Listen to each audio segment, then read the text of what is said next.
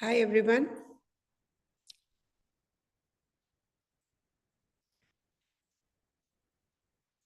People are just still trickling in. Just give me a moment. Good evening, ma'am. Good evening. Oh, wow. Okay.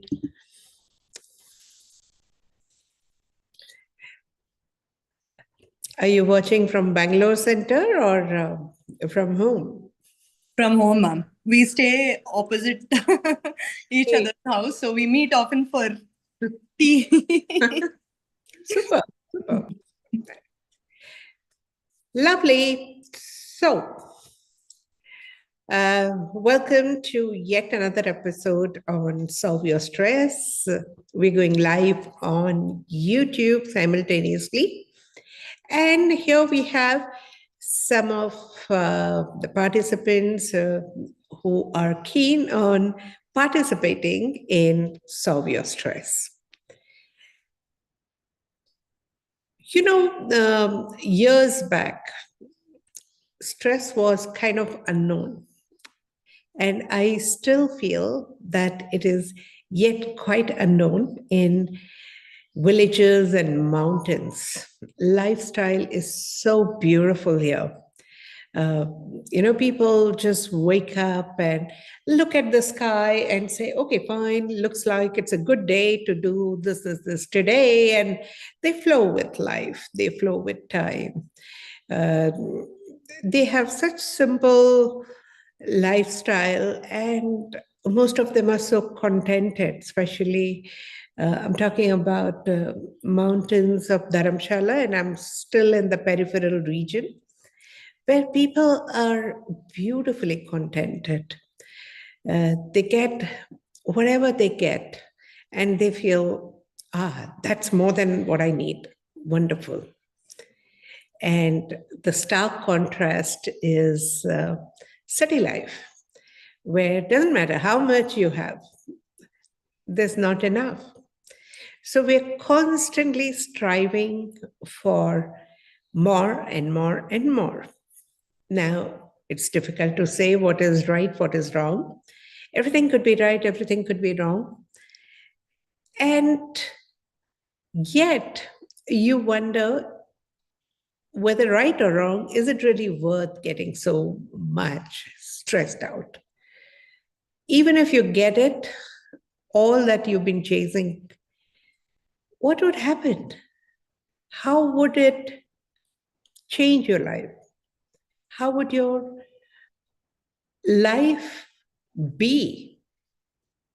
So let's learn to somewhere open up to the possibility of enjoying all that you have before you ask for more. So a lot of ladies go and go for shop, and many of them are shopaholics. But do they really know what do they have in their cupboard, in their house, in store? Not always and not necessary. A lot of us want so many things. However, have you really, made enough justice to what we have? Then, why do we keep racing and chasing things, knowing it fully well that this is an never ending game?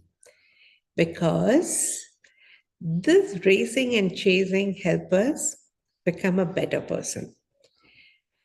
We seem to be growing when we perceive lack, dissatisfaction, incompletions, and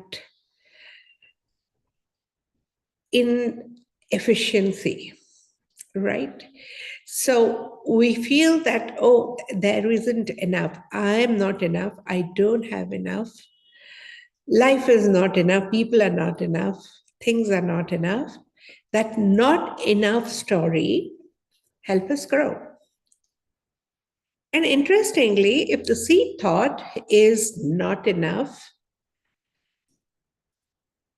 in spite of trying everything that you want, everything, and even getting everything that you want and ever wanted, you can still feel not enough. And that is the irony of life.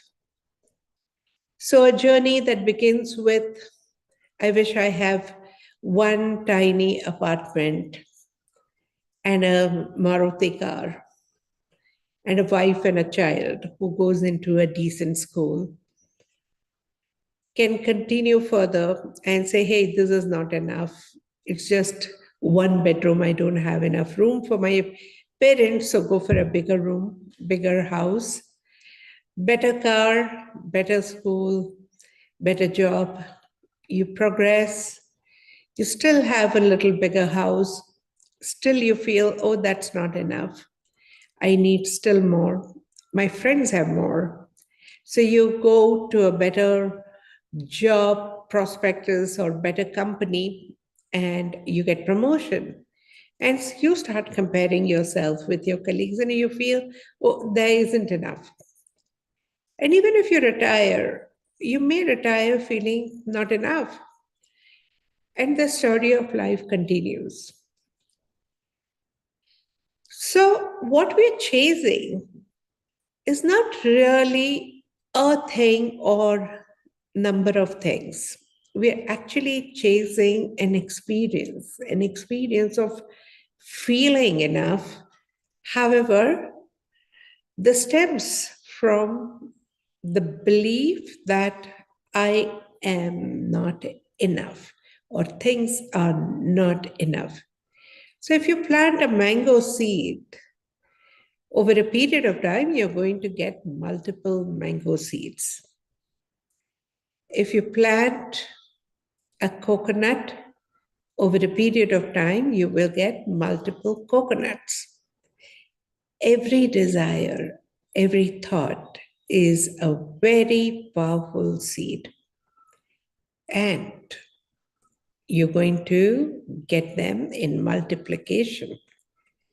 So anything that you begin with the thought of lack or not enough is eventually going to multiply. So, what are you supposed to be doing? And how does that work? We're going to answer that eventually. Before that, I just open up the forum and check it out if anybody has any question. And just to ask a question, you may not switch on the video, and it's fine.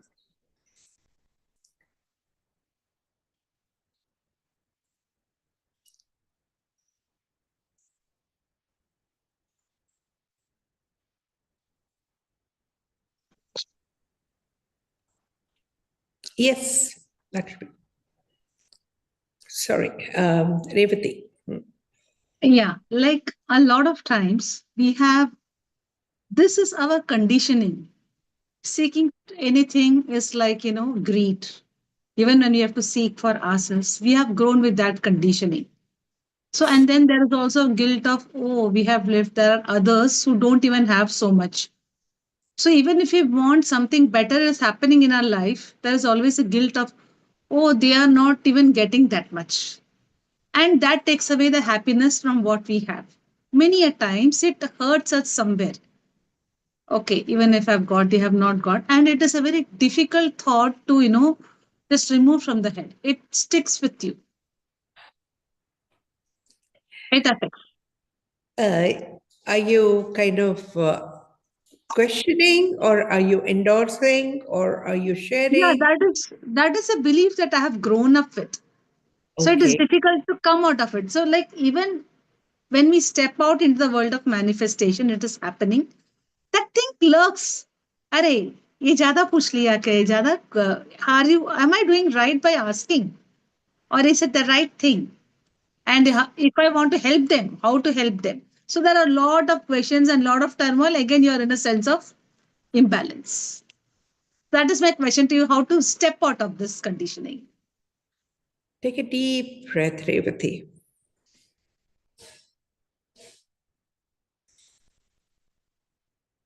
Did you? Yeah. Okay. How much oxygen did you snatch away from others?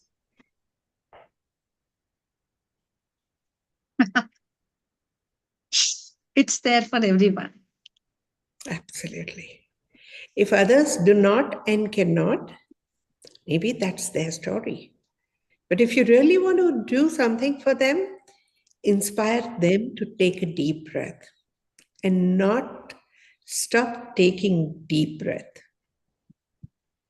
so that others can breathe. Hmm. It is so simple. The way you put it, like life can be so easy. We complicated it with too many thoughts. Yes. Unfortunately, across generations, we have grown with lack. So Hmm. we've always seen that if you enjoy life, you can only enjoy by snatching things from others. Hmm. Okay. There's enough for everyone. Thank Provided you. you remain open to grasp and breathe. Hmm. Yeah. Good. Thank you. Yeah. Anyone else? Any other question?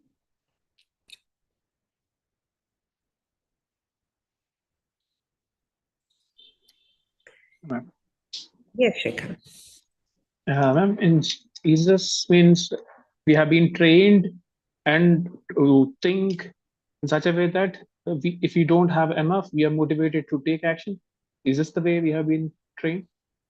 Yeah, it's a human thought that if we have enough, you will not get out of the bed. Okay. But look at the birds, look at animals, they have enough. Okay, they know they have enough.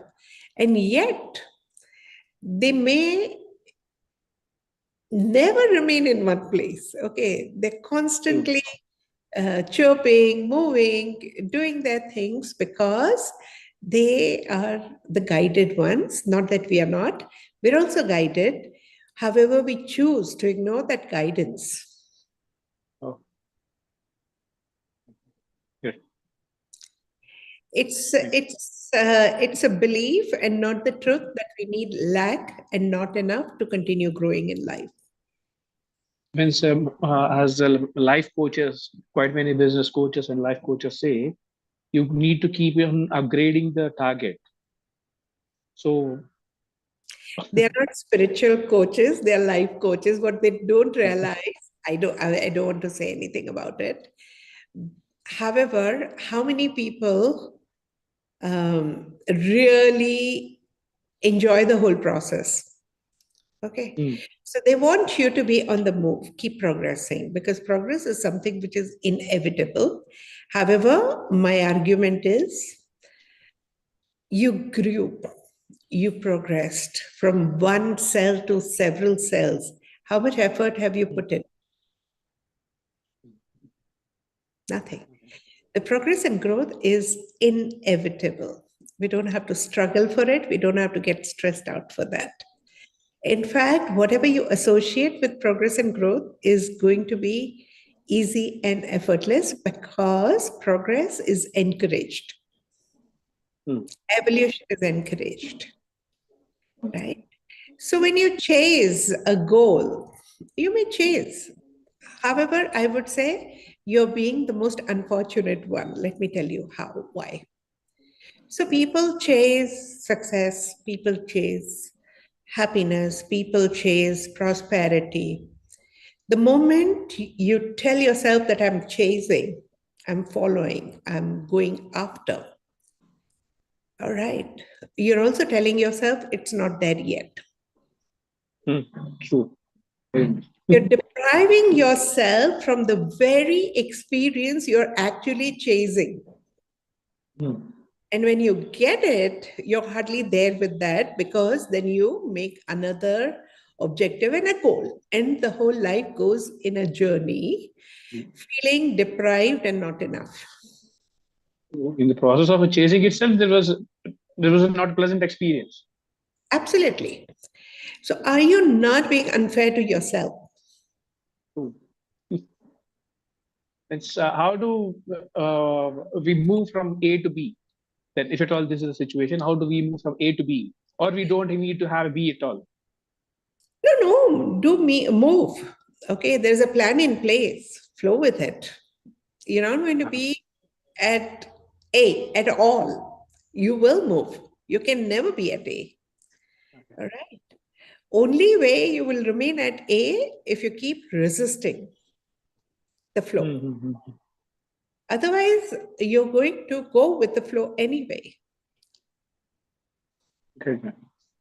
Thank you. Okay, so any other question?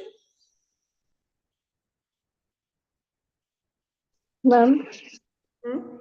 then here, how to handle disrespect or hurt from someone you love very much, and we don't want to, at the same time, we don't want to lose that person. What gets hurt truly?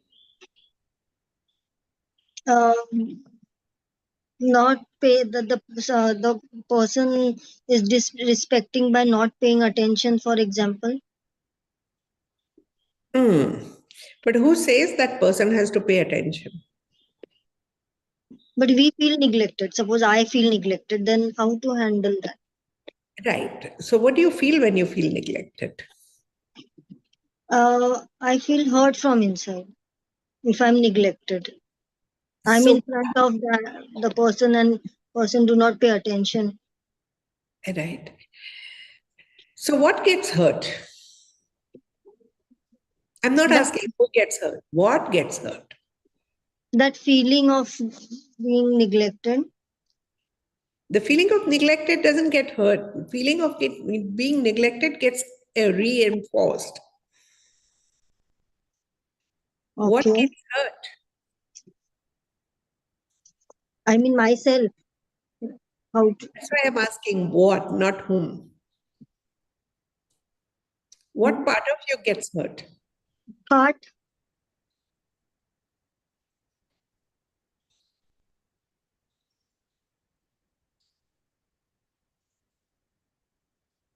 Is it right? Shashikant has already written expectations. Yes. Yes. Okay. And how do you generate expectations? When we get attached to someone, then we expect.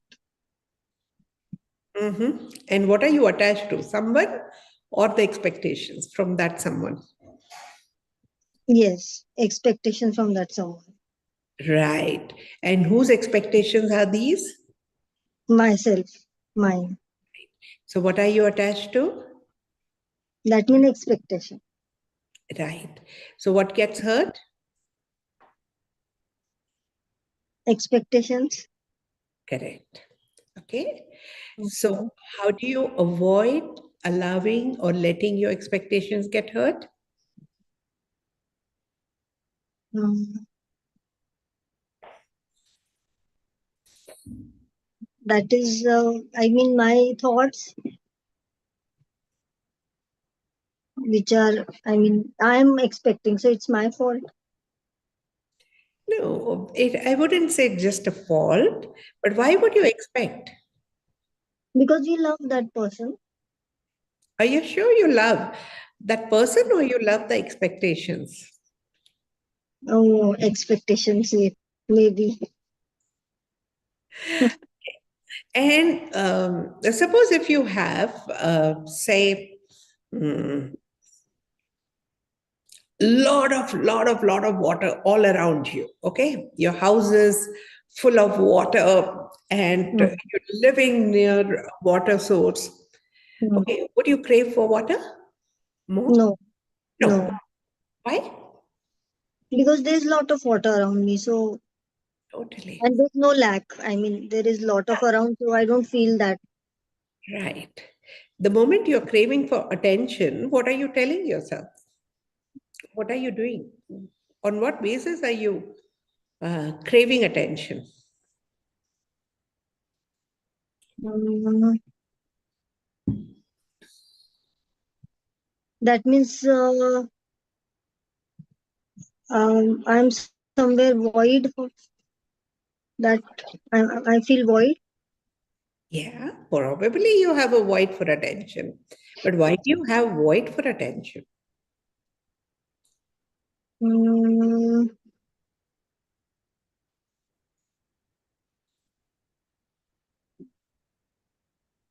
uh, what it may be.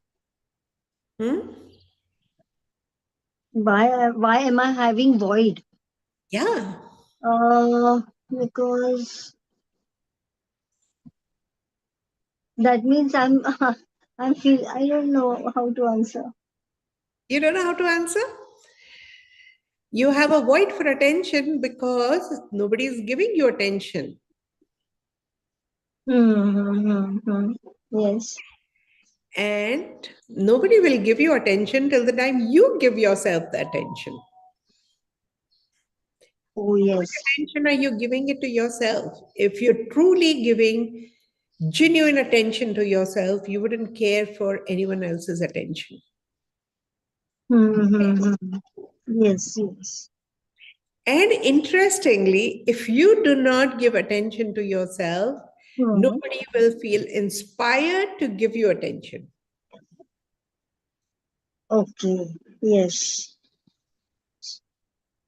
Okay. Yes. Yes. So, what So should you do? so I can relate. That means I have to give attention to myself. Then only the other people will recognize and give me attention. Yes. And for that, you have to feel worthy of your own attention. Okay. Okay. So I have And to focus on myself. trust. All that you're expecting from the world, start giving it to yourself first. Okay. Yes. Advantages. One, if you give it to yourself, you may not crave it from others, right? And secondly, if you start giving it to yourself, others will get inspired to give to you too.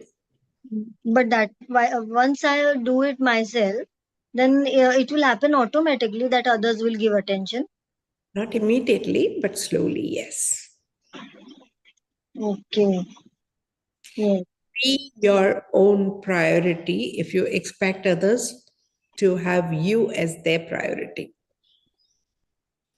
Okay. Yes. Yes. Yes, ma'am. Got it?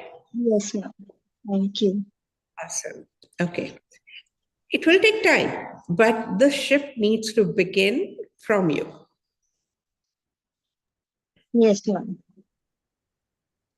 Cool. All right. I think we're good. Thank you. Thank you for asking questions. Thank you for making this so interactive. Tomorrow we have something called fire ceremony at 6:30, and just to prepare mentally and energetically, I would rather focus on that. And tomorrow we may not go live at 6 p.m., but 6:30 you're most welcome to join me for the fire ceremony. You can join as a group, as family, as a group of friends in our centers everywhere, or individually, doesn't matter. Just join. I'll be going online and guiding you through the whole fire ceremony. You need to keep some fire source ready. That could be a diya or a candle. Make sure that you have the safety precautions, all of your adults, and know how to handle the safety precautions. And keep some pieces of paper and a writing material handy. Okay? And the principle of the fire ceremony is all that is experiential energy, which is not really needed any longer.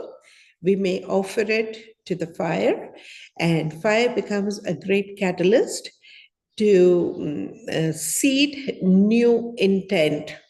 Yeah, so that's going to be the crux of fire ceremony. We prefer doing it on the full moon and new moon for better energetic alignment. So do join tomorrow at 6:30. See you. Oh, it is 13th. I'm sorry. It is on 13th. Nija reminded me it's on 13th. I'm sorry. Then I'm going live at 6 p.m. And 13th would be the fire ceremony. Thank you, Nija. I thought it was tomorrow. Yep. Thank you. 13th, we will have fire ceremony. So tomorrow, 6 p.m., I will be live. Bye-bye. Thank you.